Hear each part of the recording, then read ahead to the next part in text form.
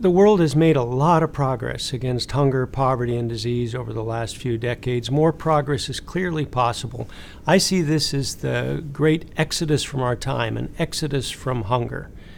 It's evidence of God's loving presence in our own history. And I think God is also calling us to get with the program, and especially to push our government to do its part, to continue the exodus from hunger in our own country and around the world. Winning the World Food Prize is a big honor. I think it's really a recognition of the work of Bread for the World's members and churches across the country. Over the last decade, the United States has tripled its funding for the kind of foreign aid that helps to reduce poverty. Our country's more than doubled its nutrition assistance to poor families in this country. Bread for the World members insisted on those changes, and I'm hoping the World Food Prize will encourage other people to get involved in Bread for the World or in other ways to help us change the politics of hunger. The economic turmoil of the last few years has been a huge setback for hungry people.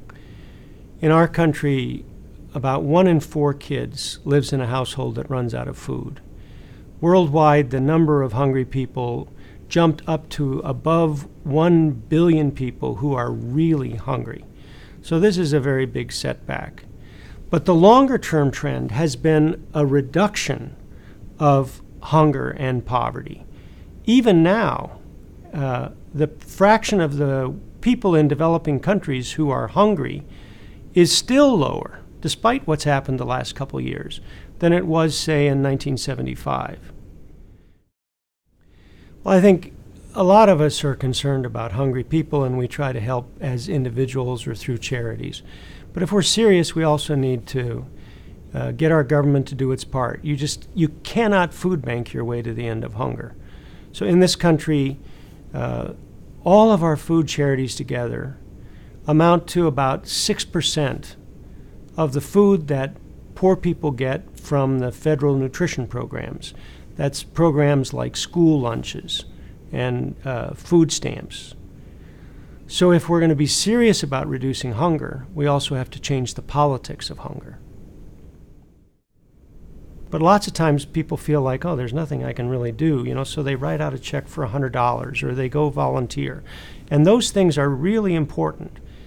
But in fact, we are citizens of the most powerful nation in the history of the world.